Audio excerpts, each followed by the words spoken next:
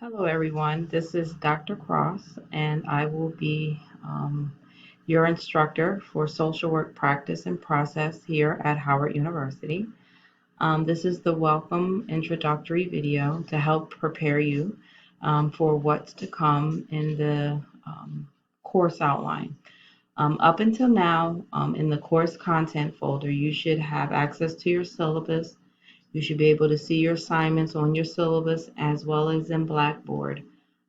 You also should have this week a syllabus quiz. Some of you have probably already taken it. Congratulations. But the goal here in the first week is to get you settled in and acclimated to the course and the class environment. You should also be familiar with Blackboard by now, and hopefully you'll have more time throughout the week and the weekend to really search around, understand the functionality, and get prepared. I know I've received some emails from some students so far, so you're really getting to understand what the tools and the functions are. I encourage you to do it. You should also be in your groups. All the students are set up in groups, and these are for peer support. Many of you have already joined a virtual office hours that I have held already, and so we will continue to do that throughout the week. But as promised, this is an introductory video so you can learn a lot more about me, your instructor. And I like to not only just explain my background to you, but also probably use the required textbook and the chapters that you'll be covering to help discuss a little bit about myself. So I am a transplant to the DMV area from Philadelphia. I did most of my career as a professional clinical social work in Philadelphia. I received my bachelor's of social work from Temple University, my master's of social work from Temple University. I also have my MBA, my master's of business administration from Rosemont College, and I have a concentration with my MBA in healthcare administration.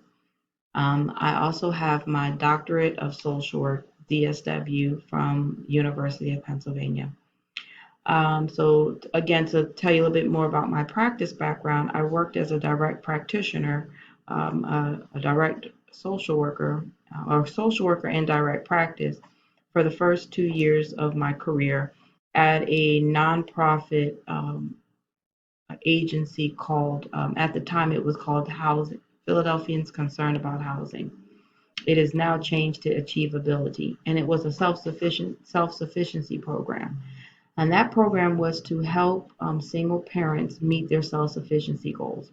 And the self-sufficiency goals that we helped parents work on or families work on are education goals, housing goals, education, housing, budgeting and finance, family goals, as well as any personal challenges. We help them with those goals as well.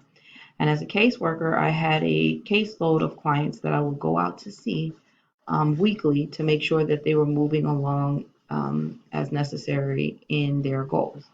That agency was funded as many nonprofits are. One of their funders were the United Way. And so I did that for a couple of years. And so this course that you're taking with me, Social Work Practice and Process, will help you as you embark upon your career as professional social workers. And I would like to talk about that. The first chapter you'll be reading this week is about introducing generalist practice, the generalist intervention model. You'll keep seeing my head turn to the right because I'm looking at the table of contents as I'm talking to you. But the generalist intervention model, it will be covered all throughout your book, and you will see it covered throughout the chapters of Christashman and Hall. So please make sure you get to know it and you familiarize yourself with it. The generalist intervention model is presented at the very start of this book. I'm not going to go into too much detail about it because I have another video that I uploaded already that talks about the chapter reviews. But the generalist intervention model is a broad model that we use in generalist practice, and it can be applied to your work with individuals, groups, and in communities and organizations. Think about the generalist intervention models as you're doing your work in the field with your clients and make sure you apply it. Consider how to use it and demonstrate knowledge in this course of the generalist intervention model. That model we did utilize in our social work practice and in our agency work at Achievability. Don't want to go too much into detail with it at this time, but just know that that is a practice model, that an intervention model that you can use across field in micro, meso, and macro practice. Chapter 2 of Kirstashman and Holz talks about social work with individuals and groups. And so a lot of times in my work at Achievability, we would do intake on clients. So clients would call and want to be a part of the program, and we would do telephone intakes over the phone with individuals. And we were allowed the opportunity to utilize the social work skills with individuals that's demonstrated in Chapter 2. Listening, conducting an interview. This was telephone interviews. And we also had to make sure that we were applying standards and ethics of social work practice, dignity and respect of the client, for example.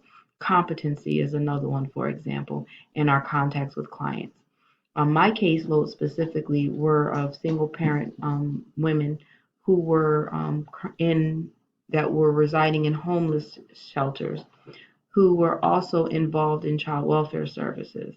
They were ready and completed their family service plan with child welfare, and the only thing that they needed to be reunified with their children would be housing. And so that's where our program came in. We were not a housing program, but we offered housing as a way of removing the barrier for self-sufficiency.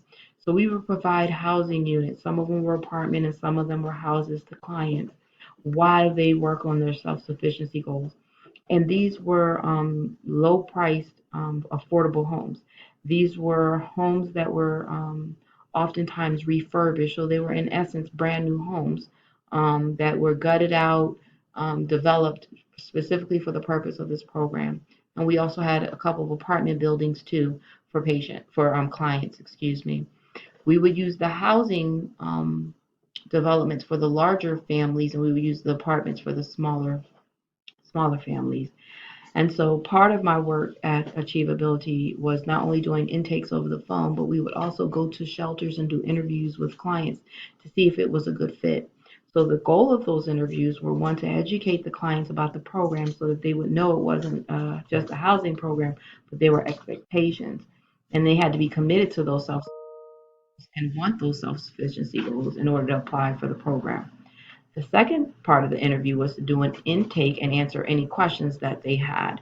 And again, the social work practice skills for working with individuals came very handy in those one-to-one dynamics with the client. Again, getting them acclimated to the services, having them comfortable, and then being able to demonstrate those professional social work skills to onboard and vet and sometimes filter clients for the program. As stated, because they were from marginalized, oppressed backgrounds, a lot of them, again, were rebuilding from histories of domestic violence that led them to a shelter, history of substance use that led them to shelter, and again, taking a strengths perspective and providing them with the opportunities to meet their full potential in life. And another part of the goals, the self-sufficiency goals, were working on personal challenges. So a lot of women were working on recovery, or a lot of women were healing from trauma. And so as a social worker practicing or generalist practicing social work, we had to address those needs and make sure we set up treatment plans or self-sufficiency plans for those particular clients to make sure that they stay on track with their sobriety goals, and as well as again learn how to those budgeting skills. So ultimately, when they finished the program, they were ready to either obtain their own apartment or hopefully purchase their own home. Educational goals varied for those clients as well. That could be working on their GED in high school, depending on where they were at in their education, or some of them were working on associate's degrees, and ultimately some were ready and preparing to enter into some type of undergraduate program. But again, the goal was to be a stable force in their life and a support for them so that they can then continue to grow. And so again, being able to apply appropriate social work ethics and standards and professional practice, value and dignity of the client meant a whole lot to those clients, and it helped us build a rapport and develop the relationship necessary, the professional relationship necessary to then impart on a plan with that particular family or that particular individual so that they can continue to grow. So we use a lot of those skills for working with individuals to develop those professional relationships, that trust, that positive regard and warmth and respect. And we use that relationship to help grow them in their self-sufficiency goals. And so, again, chapter 2 was very helpful in my work, specifically in that program with that initial contact with that client, but also developing the foundation for that relationship and the skills that I needed to help move that client along in terms of their self-sufficiency goals. Practice skills for working with groups, chapter 4. Chapter 3 in your textbook was very helpful to me in my work with that agency as well. Why? Because as part of their self-sufficiency goals, some of them had to attend different type of groups also for self-sufficiency. So if they had a domestic violence background, we had a domestic violence support group. If they had a substance use or substance abuse background, we had a recovery group there. We also had financial counseling skills group for those clients. We had parenting support groups and parenting skills groups. And so that came in handy. Chapter 3 became handy for us when we had to facilitate those groups. And as social workers, we had to rotate in which evenings we would work one evening a week. And in each of those evenings, there would be a group. So sometimes we were facilitating the groups ourselves or just managing the group, making sure the facilitator was there to develop. And again, these groups were along a continuum of care and support to help get the clients where they need to be. And so understanding group dynamics, understanding the composition of groups, how groups are made up of closed-ended versus open-ended groups, and the life cycle of groups, beginning, middle, and end, was very helpful in my work with clients. And you'll learn more about that in chapter 3. Chapter 4, skills for working with organizations and communities, is also helpful because we were a community-based agency, and the organization in which we worked had policies in which we had to understand. We also have to understand what the role of that agency is in the larger community. And so we were very heavily a community-based, community-driven agency, and we had to understand the dynamics of the community, understand where our clients were actually living, because that's where the houses were. We had them housed in the community, and as social workers or generalist social workers, we were actually walking into those communities to do our home visits, to check on clients and to give them the support that they need. And so that chapter, you'll learn a lot more about organizations. And so the expectation will also be for you to really understand your field agency as well, and then understand how that agency works. What's the structure of the agency? What is the composition of the agency? Is the social workers there? Is it interdisciplinary? Understanding the policies that govern the agency and the policies and the laws that govern a practice of social work in general. And again, understanding all the community resources, because even though we were a self-sufficiency program helping our clients out, we also oftentimes would use the other agencies, other community resources also to help clients, whether that be getting them connected to what we used to call the welfare office, but the Social Security office sometimes, also helping them with getting their benefits for Medicaid, understanding what hospitals were around for clients who needed care, knowing where intensive outpatient substance use programs were available for clients, understanding where if the agency or was located in a food desert. Again, understanding what resources, because the agency was pretty comprehensive, but we still needed the use of the community resources to help move the client forward. You'll have a community assessment paper in this course where you'll learn to assess a community, what the resources are in the community. Resources are the agencies, agencies, their programs, they're your parks, they're your schools. You'll also understand what the composition of that community is through census and other type of data searches for your community assessment paper. You'll also be interviewing key community informants to really understand the rich history of the community and the dynamics of that neighborhood and or community. So we have a paper that's going to help with that. And we also have an agency paper too, which is going to have you analyze an agency structure, your own agency that you're going to be placed at for field. And so chapter 4 on working with organizations and communities will be helpful in your write-up of your agency paper in your community-based paper. 5, engagement and assessment in generalist practice. I talked about that earlier in that we did a lot of intakes, and a lot of that was engaging with clients, not just at the start, but throughout the entire course. But usually that assessment phase in the early stages of your work with clients is where you're really going to build that relationship. And you have to decide what skills you're going to use, your listening, your observation skills, seeing verbal and nonverbal cues. How are you going to understand that and how that's going to inform the way you engage? Being mindful of the environment that you're in, that you're actually conducting the interview in, or the environment in which your client is from or used to living in, and how that informs how you engage with that client. You'll learn more about that again in chapter 5. Chapter 6 talks about planning and generalist practice. What does planning look like when you're doing planning for an agency? Macro planning, macro, meso, and micro individual planning with clients.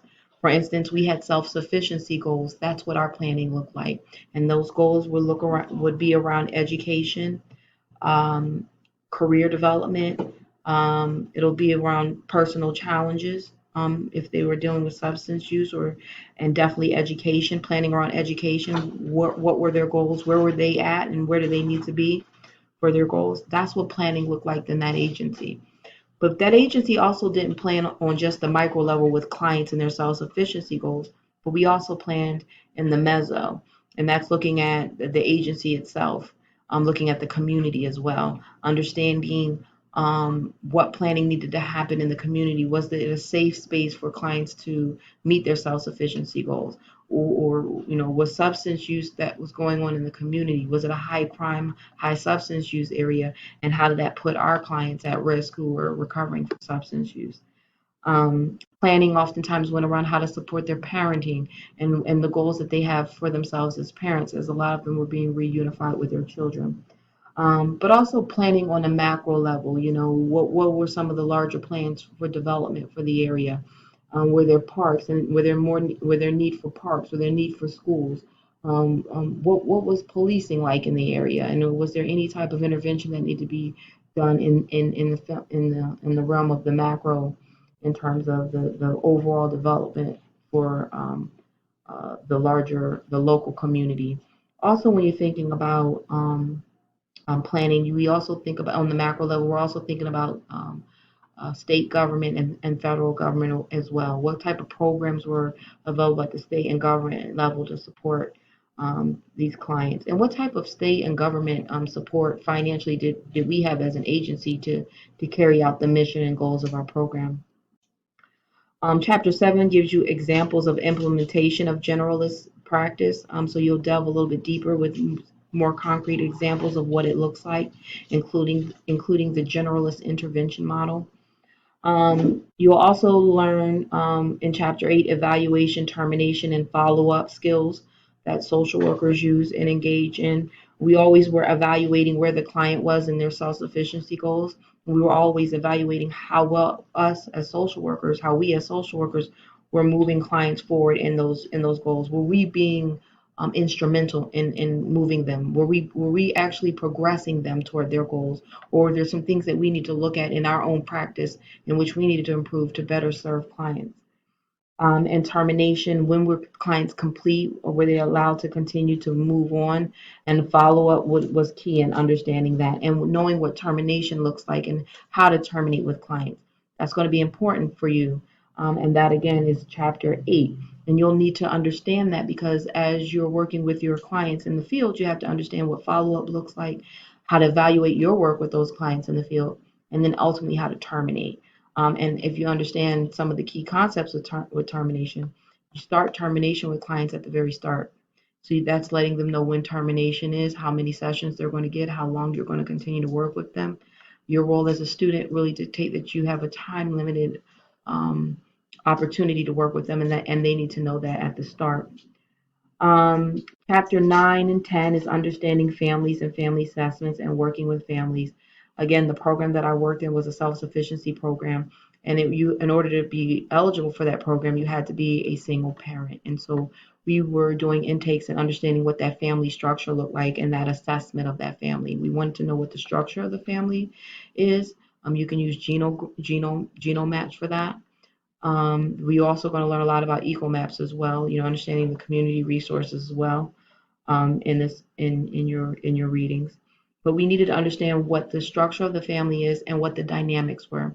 If you can imagine, if it was a child that was in foster care that was being reunified, that may be some very challenging family dynamics in which that parent had to navigate, and you as a social worker has to support that parent in navigating. And so again, working with families will be covered in 9 and 10, but I use that the skills that you'll be learning in those chapters a lot in my work with that agency. Values, ethics, and resolution of ethical dilemmas. Values and ethics of social work will find itself through all your work with individuals, groups, families, agencies, organizations, and communities. So understanding what our social work values and ethics are, understanding what your own personal values and ethics are, but making sure that you in your work and your professional practice, you're utilizing your professional values always with clients is the key here. And you'll learn more about that in chapter 11. Chapter 12 and 13 talks about culturally competent practice and being sensitive to marginalized, oppressed populations. You're at the right institution for that, Howard University. We set the mark when it comes to cultural humility, cultural competence, and particularly with our Black perspective, which you learned a lot about at orientation. But again, understanding culturally competent social work practice with the population that you're working with. We worked in my program, we were working with a lot of African American or diverse women, but mainly African American women with very diverse backgrounds. But we did have some men who were single parents as well. But understanding and being sensitive to the gender dynamic, again, being a woman who has been in a domestic violence situation, working with her and engaging with her will look very differently, excuse me, for the dog barking in the background. Um, Working culturally competent work will look very differently depending on the population that you're serving, whether it's women, men, people with substance abuse background, trauma backgrounds, mental health challenges, and so forth. So understanding what culturally competent practice and making sure that you're continuing to apply your values and ethics is key, particularly with underserved, marginalized populations. 14, you'll learn more about advocacy, brokering, for advocacy, 15, brokering and case management, and 16, recording and generalist social work practice. I won't go too much into it then, but a lot of the work that I was doing was social work services, but a lot of it was case management when I worked for Achievability. We were dealing with a lot of clients, and we considered them your caseload because you were comprehensively working on so many things.